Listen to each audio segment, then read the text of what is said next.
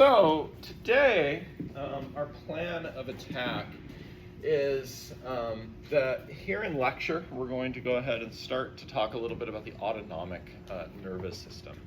And then in lab, what we're going to do is we're going to take a little bit of a chance to review the brachial plexus that you guys had worked on Wednesday in lab.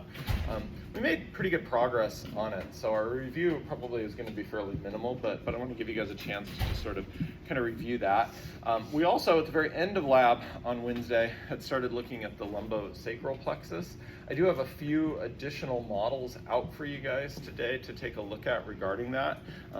Specifically, the big legs are out today, where we can see a number of nerves in the lower limb. And then, we obviously want to transfer some of that stuff to those big nervous system boards that we have in lab as well. So the good news is the lumbosacral plexus, in my opinion, is a little bit on the easier side. So we got through the woods regarding the plexuses on Wednesday, and then we just kind of want to go ahead and keep marching on that. With any time that we have left, we're going to go ahead and continue then a conversation of the autonomic nervous system. That lab on the autonomic nervous system is really kind of like worksheets. I have a couple of very small models to show you, but for the most part, it's really just kind of practicing neuronal pathways related to the autonomic nervous system. So we might even get that lab done today, although we'll just kind of see how the timing works out. Okay, so we're kind of doing a little bit of hopscotch today. We're going to kind of jump ahead a little bit this morning in lecture, start the autonomic nervous system. We'll take a little bit of a step back and we'll review a little bit in lab, and then we'll continue our path forward. All right, so with that said, let's go ahead and turn our attention then to the autonomic nervous system. We usually just kind of abbreviate it as the ANS. So I've brought up this diagram from early in the semester. I think I showed this one to you guys on the first day that we were together, kind of showing the schematic layout of the nervous system, right? So remember that we have these sensory pathways that lead to the integrating center of the brain and the spinal cord, and then the peripheral nervous system is responsible for taking that information to the CNS. And then the peripheral nervous system also takes our outgoing motor pathways to what we call the effector organs, right? So we've been focused really heavily on the peripheral nervous system so far in the class. In Unit 1, we looked at, first of all, the structure of nerves in general, which are kind of the backbone of the peripheral nervous system. We looked at the cranial nerves in Unit 1, but we also looked specifically at a couple of sense organs that are related to this as well, right? We spent some time with the eye and the ear. As far as our efferent pathways go, our motor pathways, you guys have already looked at one in quite a bit of detail, right? In 50A, you guys learned about what we call somatic motor pathways. These are the motor pathways that innervate skeletal muscle, okay? So we're going to review those very briefly because I think that to understand the autonomic nervous system, sometimes it helps to start with something you know, right? So these guys make a good starting point for understanding both the anatomy and the physiology of the autonomic nervous system. So we are going to review our somatic motor pathways a little bit. Even though I know you already know them, we're going to review them a little bit. And then what we're going to do is we're going to take a look at the autonomic motor pathways. Okay? And the autonomic motor pathways are the motor pathways that innervate our internal organs. So your heart, your digestive system, your respiratory system, your urinary tract, your reproductive tract. These are all these internal organs that are, all of your endocrine glands or most of them are innervated to some degree by autonomic pathways. Okay? These are largely involuntary pathways. You don't really have to think about them doing their job. They just sort of do their thing. And we'll talk a little bit more about that as we sort of get into it. And you'll also notice that there are two branches to our autonomic pathways. There's the parasympathetic branch and the sympathetic branch.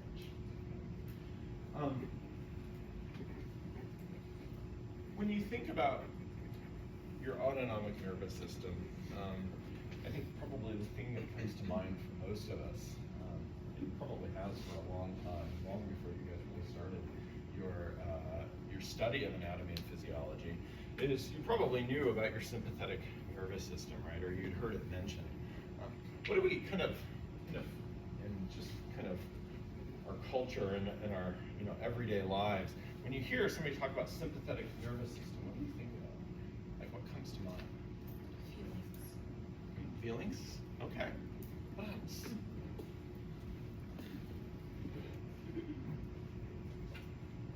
Like, if you say, man, that guy his sympathetic nervous system was going.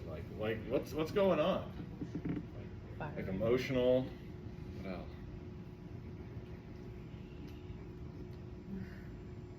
No? Am I the only one who thinks about that sort of thing? Yeah. Apparently so. All right, well, that puts it into perspective for me a little bit, and that's okay. Usually I think about stress, right? Like, I think about, like, the stress response. When I think about the sympathetic nervous system, I'm thinking, like, stress response, right? You're driving to school this morning, driving down Magnolia, and the car in front of you just slams on their brakes. Maybe there's a squirrel in the middle of Magnolia. It wouldn't be the worst thing at all if the car hit the squirrel, but I don't like them. They're an invasive species.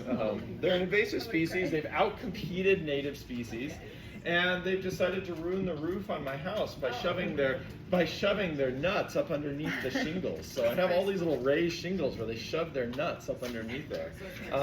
The little assholes can die for as far as I know. But they are an invasive species. They've actually outcompeted native species and driven them out of their home range. So don't slow down for them.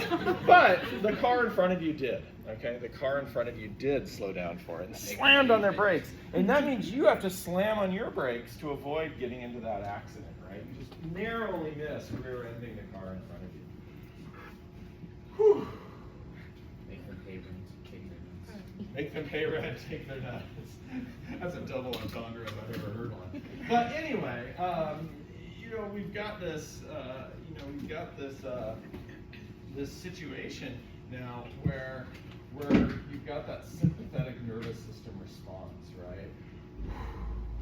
How do you feel, right? Your heart's beating fast, your breathing rate has changed. All of a sudden, you're like hyper alert of all of your surroundings, right? Every little movement out of your periphery makes you jump a little bit. You feel the tingle in your fingers, right? We've all had that experience, right?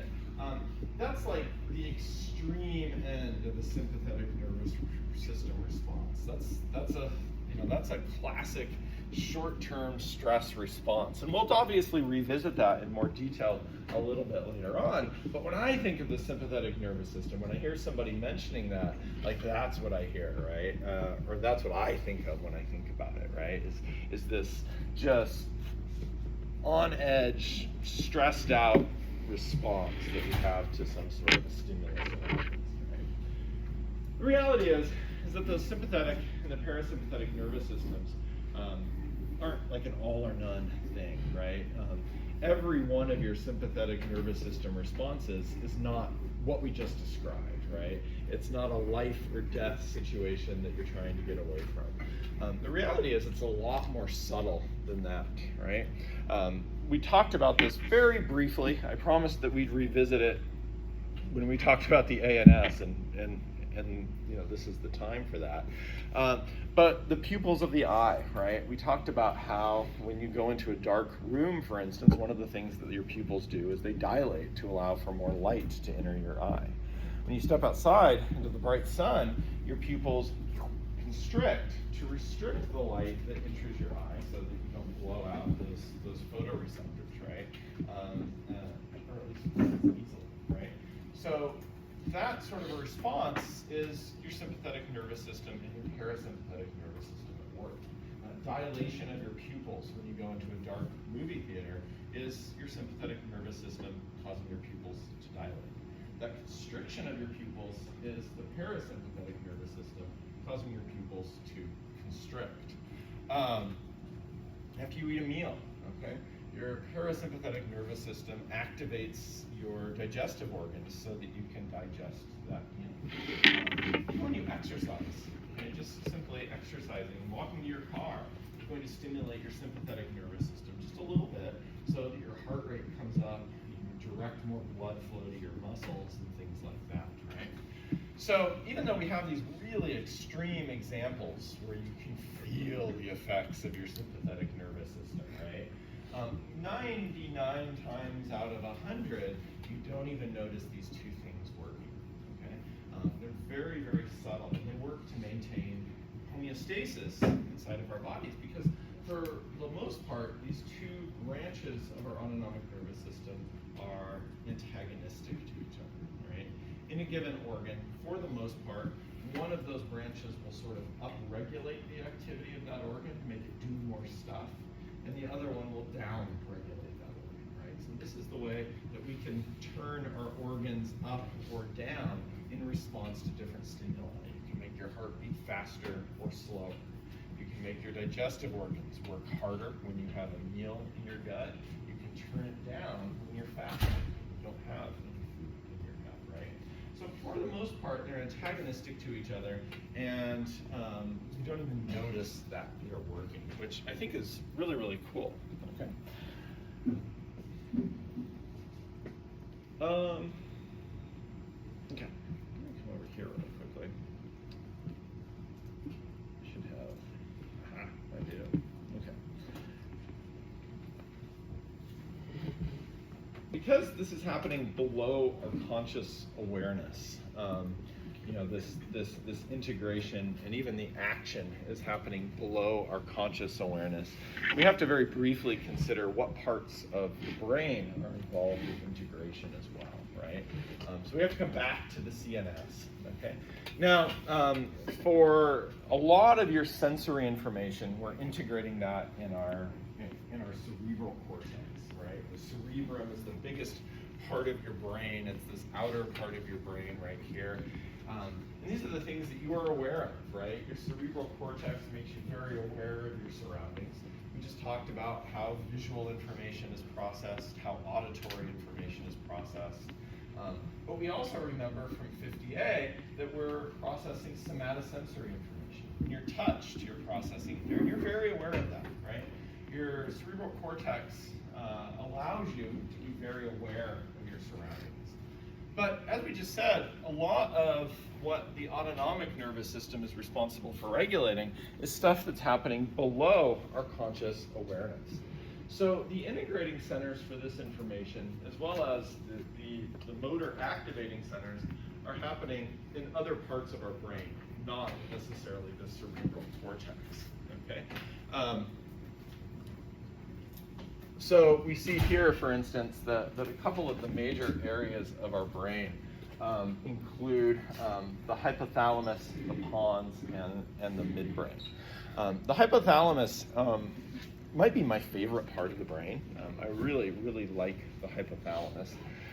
As the name implies, it's found right below the thalamus. Your thalamus is right here. The hypothalamus is right below it. It's this little triangular shaped area right here. And within your hypothalamus are a whole bunch of different nuclei, groups of neurons that do a whole bunch of different things, right? So for instance, your sense of fullness after you've eaten a meal is regulated by your hypothalamus. Your sense of hunger, when you're hungry and you need to eat lunch, you're feeling hungry because your hypothalamus is kind of telling you that you start to feel hungry. Your temperature control, essentially your body's thermostat is found in your hypothalamus, right? The whole reason that you maintain a body temperature of 87 degrees Celsius, so about 98.6 degrees Fahrenheit, is because you have a thermostat, a group of neurons in your hypothalamus that is essentially your thermostat, okay? When you have a fever, when you're sick, you raise that body temperature to 100 or 101 or 102 degrees, you're resetting that thermostat in your hypothalamus. You're setting it to a higher temperature, okay? your sense of thirst. Okay, the reason you feel thirsty is because of your hypothalamus. All of that's because of sensory information coming into your body and your autonomic nervous system. Okay, now your hypothalamus can tell your cerebrum to go do stuff, right? I mean, obviously, when you get thirsty, you have to remedy that. You have to go get a drink of water. When you get hungry, you have to remedy that by going and fixing yourself something to eat, right? But for the most part, the integration that's happening here is all below our cerebral cortex. It's here in the hypothalamus. There is a significant amount of integration that happens in our pons and even our midbrain. Okay? So it's kind of an interesting little area of our brain. Okay, so these areas of our brain are very, very important when we start to talk about these autonomic functions.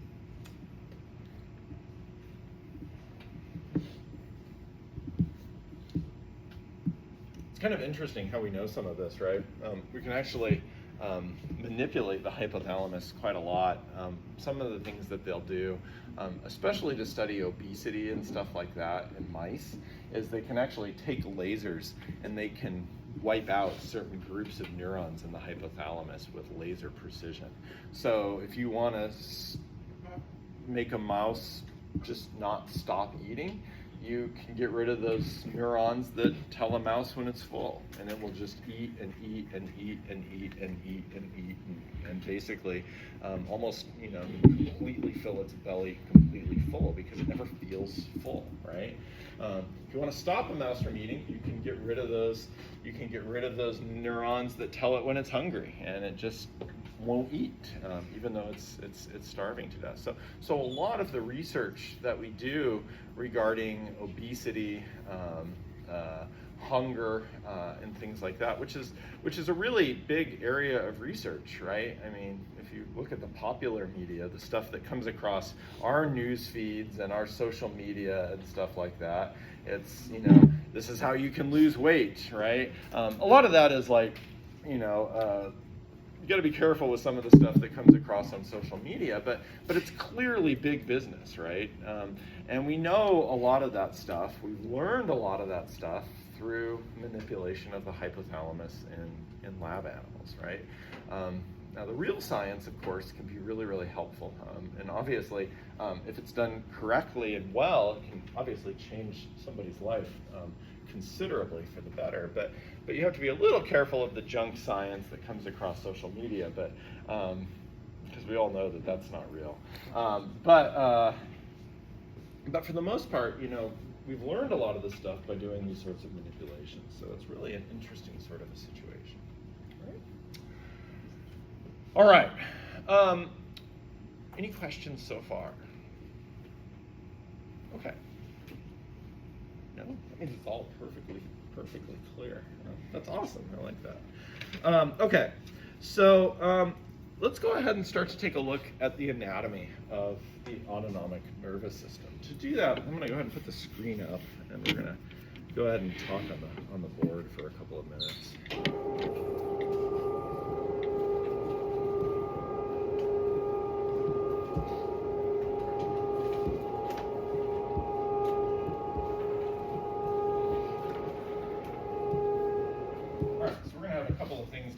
Simultaneously here. But let's go ahead first and review those somatic motor pathways. Again, remember, when I talk about a somatic motor pathway, I'm talking about the motor pathways that innervate our skeletal muscles. So you guys learned about these in 50A, right? So the neurons, you guys learned about these motor neurons that innervate our skeletal muscle. They originate where? Where do you find the cell bodies of those motor neurons? In the spinal cord, right? Okay, so they originate in the spinal cord. So let's go ahead and draw the spinal cord here really quickly. You guys will forget my poor art skills. My grandpa was an art professor and was an incredible artist. He taught himself how to draw. He was an orphan, essentially, and grew up in New York City in the 1930s. tells about watching baseball games through the knot holes in Yankee Stadium and stuff like that. And, drawing on the sidewalk and on store windows and stuff like that so that he could pay for cigarettes when he was like 11 years old. He tells all these crazy stories, but he was an incredible artist. And he tried to teach me to draw when I was about the same age. He's like, yeah, no, this isn't going to work very well. He was a great grandfather, but he also was honest, and I guess I can appreciate that. So at any rate, we have that. But here's our spinal cord. I think this works well enough for our purposes. And so those neurons do indeed originate in the spinal cord. Where in the spinal cord specifically do you find those neuron cell bodies that are going to go to skeletal muscles? You remember? Where? No, they're not the dorsal. Remember, sensory information comes into the dorsal side of the spinal cord. So the ventral side, and specifically that ventral horn, right? We have that ventral horn. So you're going to find those cell bodies, those somatic motor neuron cell bodies here in the ventral horn of the spinal cord. Even though my grandpa told me that art really wasn't going to work out for me, I still took an art class in the 8th grade. I had this teacher, his name was Mr. Ortega, and he was just about as brutally honest as my grandpa. And we had this project where, art class, they tell you have to draw this, and one of the first things they teach you is perspective, right? So as you're looking down, the street, the street gets narrower, and you have to draw that. But our assignment was for a fence. We had a fence line, and because I grew up in New Mexico, it was a desert scene. So we have this fence going off into the distance, and we have to draw the desert around it and stuff. And I was really proud of it. I drew these yucca plants that were coming up, and I like yuccas. I always have. I thought the flowers were pretty, so I drew flowers coming up out of my yuccas. And I took my drawing up to Mr. Ortega, and I said, "This is what I've got." He looked at it, and he says, "Your fence is really good." He says, "Well, why the hell did you put all those golf clubs in those plants?" And I said, "Those are flowers." He said, "Those are not flowers." And I said, "All right." So anyway, that was kind of it right there. There you go. So that was the end of my drawing career, but we did okay. These motor neurons go to skeletal muscle, right? And we learned about that in 50A. And this is essentially what we have. How do those motor neurons stimulate that skeletal muscle? What are they doing to stimulate that skeletal muscle? How are they communicating to it? What are they doing to tell that skeletal muscle to contract? What's that?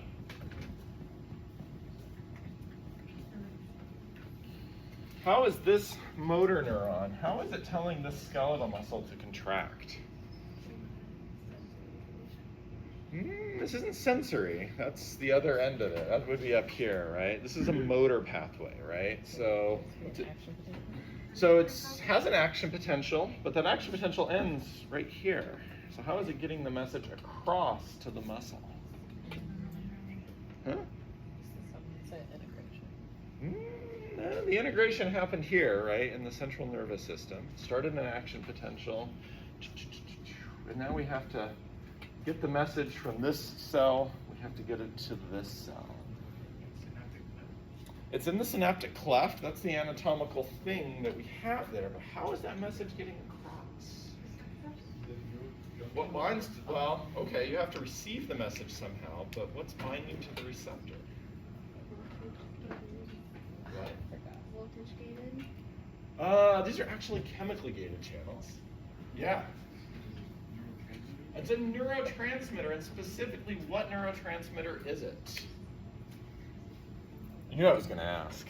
It is a neurotransmitter. This neuron is releasing neurotransmitter that travels across the synaptic cleft, and it binds to receptors on the skeletal muscle.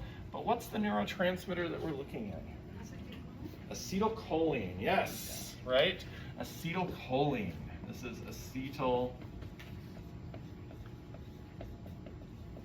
acetylcholine. We just abbreviate that typically as ACH, right? Acetylcholine. Unfortunately, acetylcholine isn't going away quite yet. We're going to have to revisit it a little bit in this unit. So that's why we're bringing it up, right? Does that help to jog the memory a little bit? That we have a motor neuron that starts in the ventral horn of the spinal cord. Action potential travels down the axon. When it reaches the axon terminal, we release acetylcholine that binds to receptors on the skeletal muscle, and the skeletal muscle contracts in response to that, right? We won't do sliding filamentary right now. We won't worry about actin myosin, at least not until we get to the heart. Then we'll have to revisit actin myosin. But for right now, we'll do that later. But does this kind of ring a bell? Are we okay with this? Yes. Okay, excellent. Okay. So what we're doing here is we are using a chemical, a neurotransmitter, to transmit that message from this cell to this cell. Okay. All right. So this is the basic kind of layout of a somatic motor pathway, right? Over here, I want to go ahead and kind of start to map this out just a little bit. So what I'm going to do is I'm going to, this is going to be a somatic motor pathway. Right, so we've got a somatic motor pathway right here. This is my black box. This is going to be the CNS, the central nervous system, right? And we know that in this particular case, specifically, it's the ventral horn of the central of the spinal cord where we're looking at, right? Okay. So, but I'm just going to use a black box to very generally represent the central nervous system. Okay. So those motor neurons are going to originate in the central nervous system, and then the axon is going to travel all the way to a skeletal muscle, and we're going to see the release of acetylcholine. Okay. So really what I'm doing here is I'm just sort of redrawing what we had over there, just without quite as much anatomy. This is more of like a schematic wiring diagram. Okay. Okay, so now we've reviewed what we already know from 50A. And now what we want to do is we want to take a look at autonomic pathways. Okay? So from a general point of view, we want to look, we want to start with some schematics. Okay, and then what we'll do is we'll put it into the actual anatomy. Okay, so I started with the actual anatomy for this one. We put it into a schematic. For the autonomic, we're going to work the opposite direction. Okay, so let's go ahead and take a look at what we have here. Okay, with the somatic motor pathway, we can characterize this in a couple of different ways. Okay, the first way that we can do this is the origin in the central nervous system. We know that the origin is the ventral horn of the spinal cord. Okay. The other way that we can characterize it is the number of neurons that are involved. Okay? For this, how many neurons are there here? One, right? So when that neuron starts in the spinal cord, when it starts in the CNS, it runs all the way to wherever the skeletal muscle is that it innervates. Okay? For some, that's a really short distance. For others, that's a fairly long distance, right? I mean, I've got motor neurons here in my spinal cord that are going to have to run all the way down to the muscles in my feet, right? And for somebody tall like me, we're looking at a neuron that's like 3 feet long, right? That axon is really, really long. So we're talking about, in some cases, some really long distances that this neuron has to travel, right? Our autonomic pathways are all 2 neuron systems, okay? So this is a 1 neuron system. We have 1 neuron that starts in the central nervous system and it goes all the way to its target organ. In our autonomic nervous system, we're looking at 2 neuron systems. So in our ANS, in the autonomic nervous system, we're going to be looking at a 2-neuron system. Sorry, I need more colors.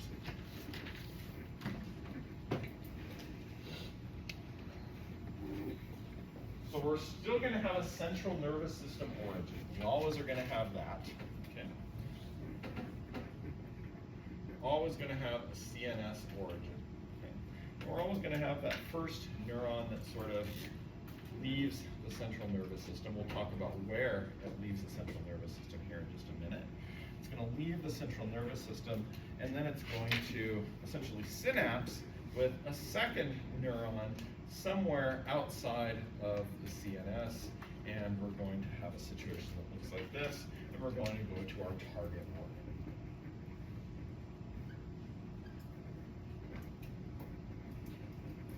Okay, so we're going to have a situation that looks like this. So the anatomic arrangement of the ANS looks something like this. Okay, we have a 2-neuron system. Now, because we have 2 neurons involved here, that means that we've got a cluster of cell bodies somewhere outside of the central nervous system, right? That synapse, that cluster of cell bodies, is found out here outside of the central nervous system. What name do we give to a cluster of cell bodies that's found in the peripheral nervous system outside?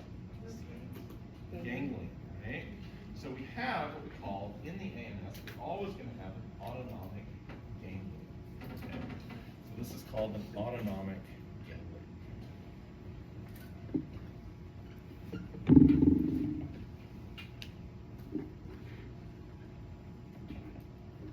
Okay? It's called an autonomic ganglion.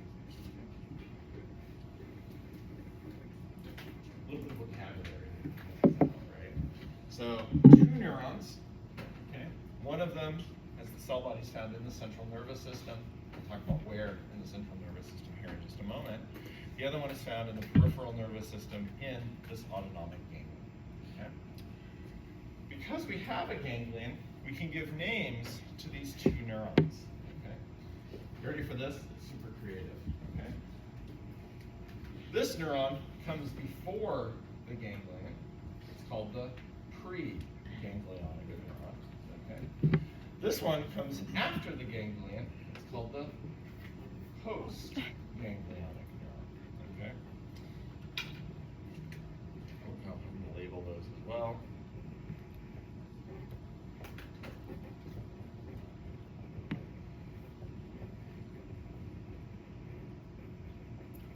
If we give the proper names to these things, it's easier to talk about them, right? So if you're just pointing and saying, that neuron over there, it's easier to say the pre-ganglionic neuron, the post-ganglionic neuron, right? So this is the post-ganglionic.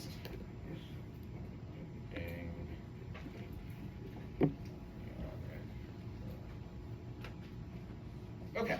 So we have a pre and we have a post-ganglionic neuron. Okay.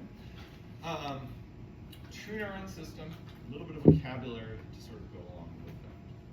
Okay. We also know that we have 2 branches of our ANS. Okay, we have 2 branches of our ANS. We have our sympathetic branch and we have our parasympathetic branch. So the question is now, how do they differ in terms of their anatomy? Because they do differ in terms of their anatomy.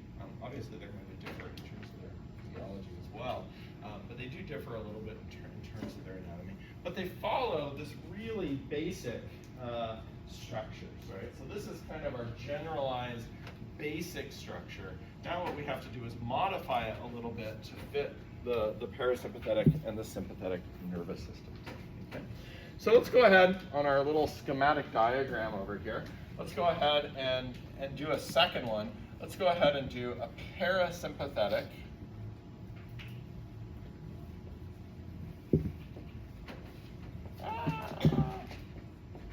ANS.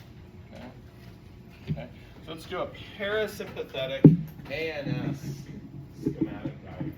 Okay. So 2-neuron system. We're going to have a CNS origin for the preganglionic neuron. We're going to have an autonomic ganglion, and we're going to have a postganglionic neuron that goes to a target. Okay.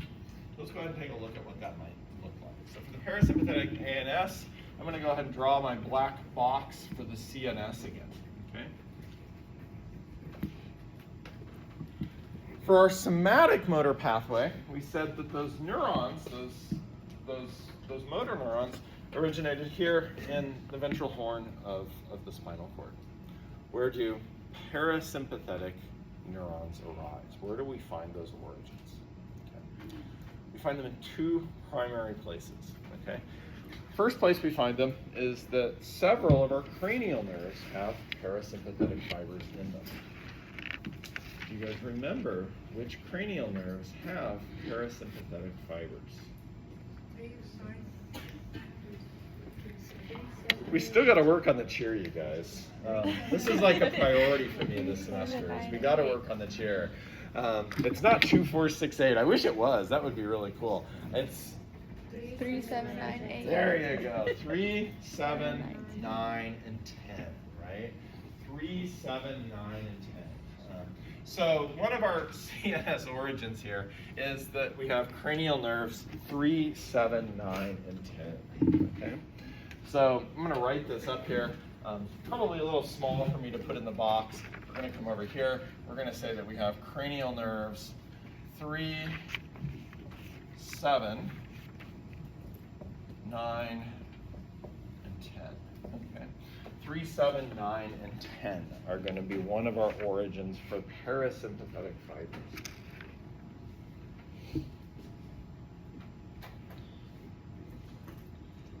Of those 4 cranial nerves, the one with the most, the nerve with the mostest, I don't know how to say that. I'm trying to think of funny ways to say it.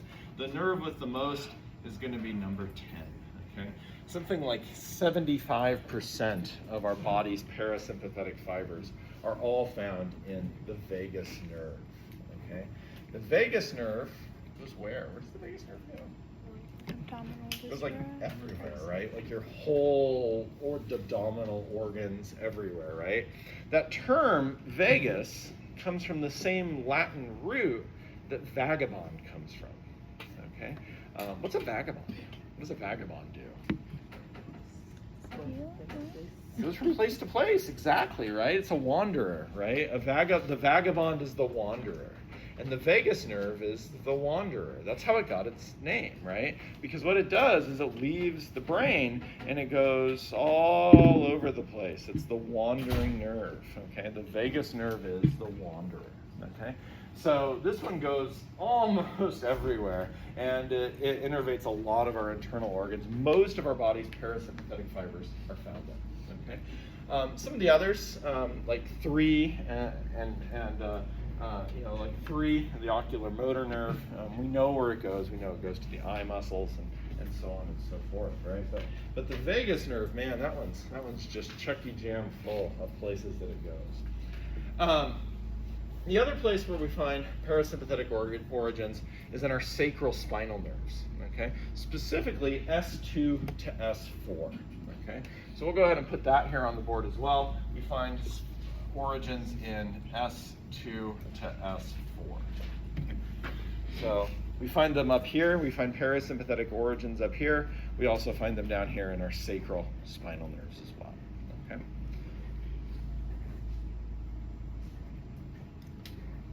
So one of the terms that I use to usually describe that is I will often talk about the craniosacral origins of the PNS, right? That's a fairly common way to sort of talk about it in one word, is craniosacral, okay? We're talking about the cranial nerves and the sacral spinal nerves. Okay. All right. So let's go ahead and draw some neurons on here. So we have cranial sacral origins of the parasympathetic fibers. And we have our preganglionic neuron. It's either, again, housed in the brain, and it's going to leave via a cranial nerve, or it's a sacral spinal nerve that's going to leave, right? But what's going to happen is that we're going to have that neuron leaving the central nervous system, and we're going to have it synapsing with a post-ganglionic neuron somewhere down the line.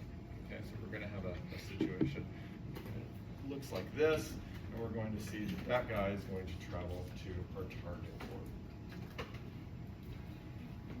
I have a pin in my pocket. I'm not just like doing a drum there. I thought I had a target. I thought I had a pin in my pocket.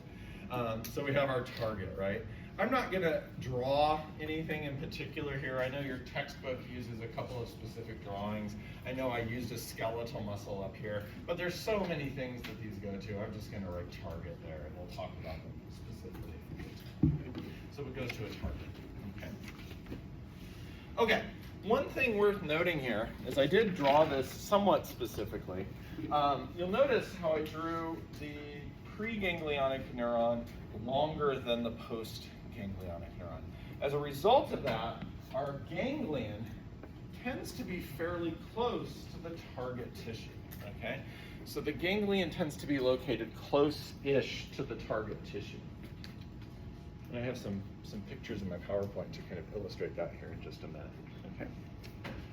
Okay, let's look at a sympathetic ANS pathway really quickly. Again, what I want to do is I want to divide it out. I'm going to draw my CNS origins right here. I'll draw my CNS origins. And I want to look at a sympathetic ANS pathway.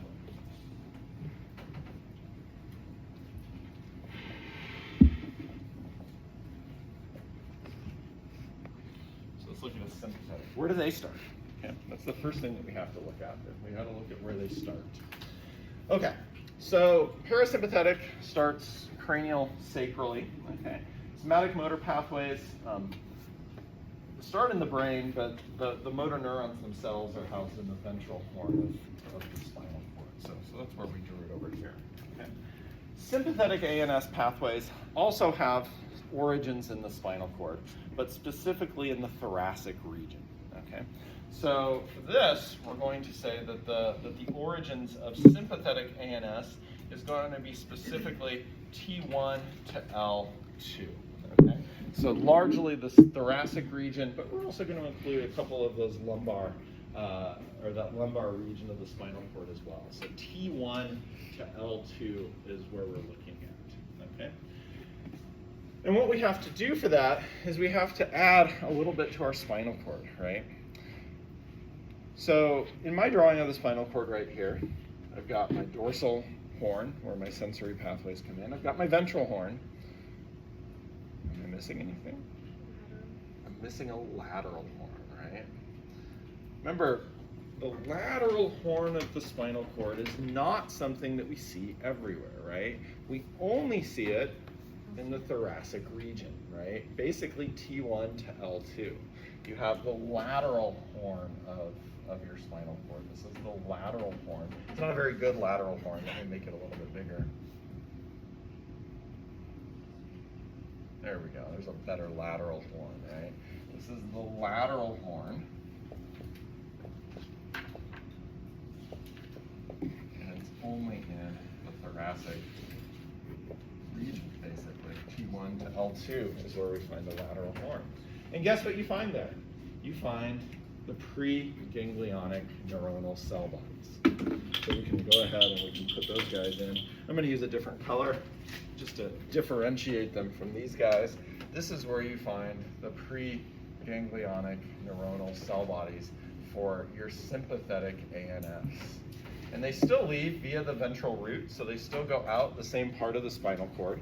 Okay, so they're still going out via the ventral root, but they originate in the lateral horn of the spinal cord.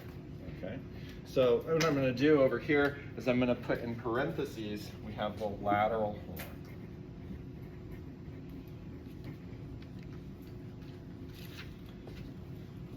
In the cervical region of the spinal cord, you don't find those sympathetic ANS neurons. Okay? You also don't find a lateral horn in that part of the spinal cord, right? That part of the spinal cord doesn't have one. In the areas below essentially L2 in the spinal cord, the same thing is true.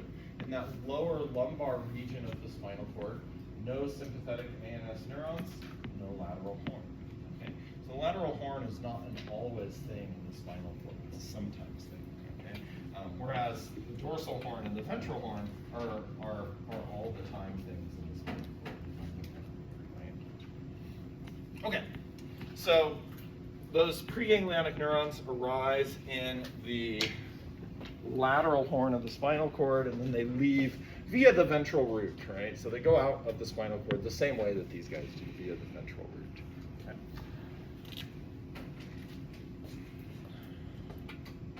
So there's our preganglionic sympathetic cell body.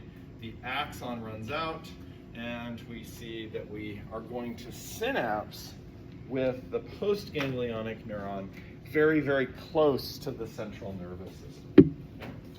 So what we see here is we see a situation that looks like this, where we then go to the target like this. Okay? So the ganglion in this instance is very, very close to the central nervous system. Okay? There's a little bit more to it than that. There's actually a really interesting anatomical arrangement between the synapses. We're almost out of time. We'll tackle it in lab today. We should have some time to talk about that. But what I wanted to do this morning is I wanted to sort of lay the groundwork. So if I'm comparing these three motor pathways, and remember, all three of these are motor pathways, okay? This is the somatic motor pathway that's going to innervate my skeletal muscle. I have voluntary control over that. These are also motor pathways. They're getting my body to do something, okay? I just don't have voluntary control over it, okay? But they're still motor pathways. So these three motor pathways are different in a couple of different ways. This one is a one neuron system. The cell bodies are found in the ventral horn of the spinal cord. These two are both two neuron systems, okay? The parasympathetic ANS has craniosacral origins, and the ganglion tends to be found relatively close to the target organ. Okay? In the sympathetic ANS, we have thoracic, for the most part, largely thoracic origins, and the ganglion tends to be found relatively close to the CNS. Okay?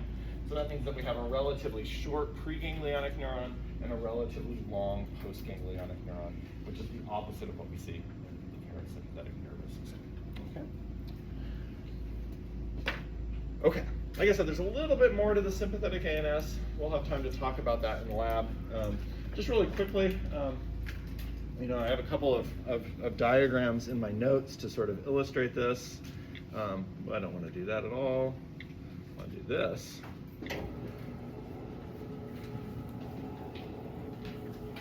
Just show you this really quickly, and then we'll.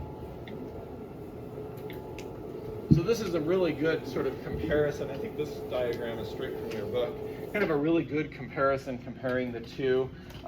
You'll notice here, this is the parasympathetic nervous system. Here's your cranial nerves, craniosacral origins that we have, 3, 7, 9, and 10. Again, you'll notice that 10 is the one that goes to all of these internal organs. The other thing that you'll see, and I know it's not projecting terribly well, is you'll see that the preganglionic neuron goes almost all the way to the target organ, and then that postganglionic neuron is really, really, really short. The ganglion is almost on the target itself. Okay? With the sympathetic nervous system, we go from T1 down to L2 as far as our origins go, and those preganglionic neurons are really, really short. Those ganglia are actually right here, right next to the spinal cord. I'll talk about this chain arrangement of the ganglia in lab today. But then that postganglionic neuron is what goes all the way to the target organ, which can actually be quite a long distance. Okay? So just kind of illustrating it in a slightly different way than what we have, right? But this is in your notes. I have a couple of other examples of ways to sort of visualize this in here as well. Obviously you're more than welcome to sort of take what you want from that. But I have these slides in here just sort of for your reference and to help you sort of visualize this. Okay. All right, so it is 9 o'clock. I, for one, made it through without caffeine.